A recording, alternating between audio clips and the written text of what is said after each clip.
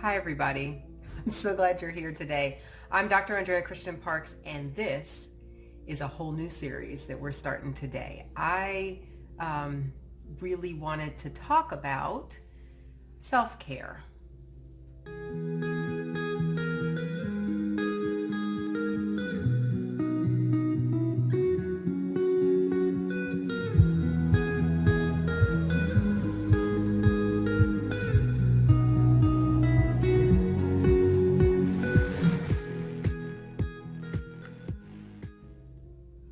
You know, it's this big buzzword. It's everybody should do it. Why aren't we doing it? What is self-care? It's almost like, okay, well, we've talked about that enough. But I don't think we have. And let me tell you why I don't think we have. Because I don't think we really all take it to heart, what it means. I'm not sure we all even know exactly what it is. So why do I say that? So here's why I say that. I say that because there's certain stuff that we think of when we think of self-care. And so let's talk about what it is and what it isn't. And I think the definition of self-care can be bigger than we're letting it be. So we're going to go over in this series some of the reasons why we don't do it, how you do it, what stops us, how we can start doing it, why we should even bother doing it. What's the point? Because I think it's really, really crucial. And so we'll get into it. But first, this week, I just want to talk about what is self-care. So I think for a lot of us, we believe that self-care is a spa day or getting a pedicure or setting aside some time to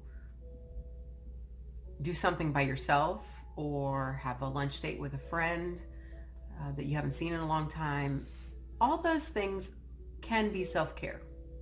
It can be the opposite of self-care if you don't really want to do it, like that lunch date thing. Like maybe you love your friend, but you really don't want to do lunch, or you didn't really have a whole lot of time to work with, and a 2-hour lunch really wasn't helpful in getting you where you're trying to go.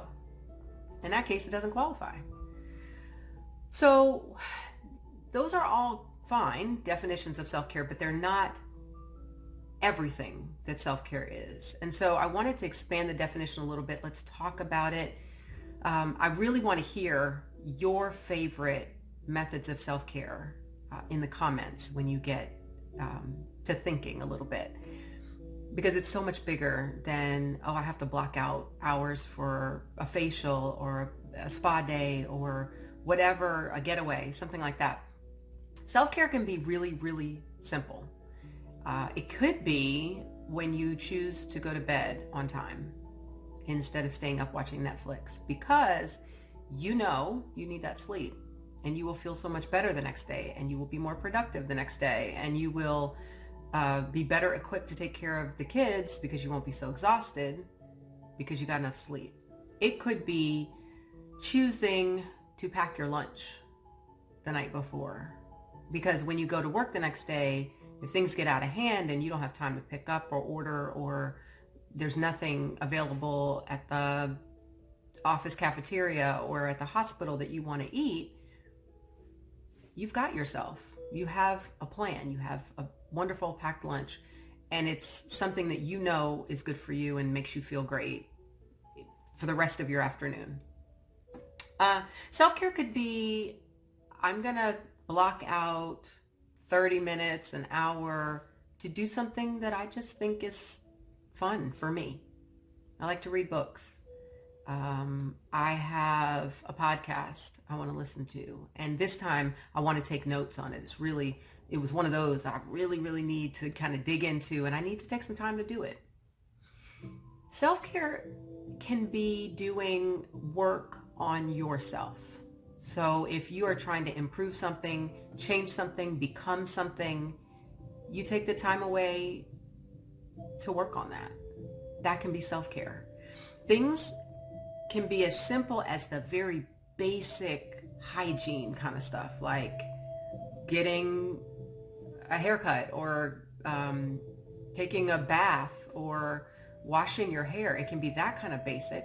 Or self-care can be as big as exercises in self-actualization. And it's big, big terminology, but really, if you are trying to become the next version of yourself, setting aside time to work on that, to do thought work, to do journaling, to dream and create, to have a coach who helps you envision the next version of yourself, to take the steps towards becoming that. It can be big stuff like that. So I want you to think about self-care as the little things and the big things, and start thinking creatively about how you can pull those things into your life. We're going to get into why. We're going to talk about all that, but I want you to start thinking bigger than, okay, well, I don't have time to go get my nails done, or I don't have time to have a facial, I don't have time to go to the spa, so I can't do self-care.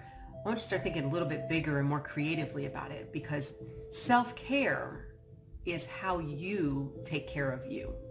And so that's important. We're going to talk about why that matters coming up. So don't forget to subscribe, hit your notifications so you don't miss an episode, and I will talk to you soon. Thanks for being here.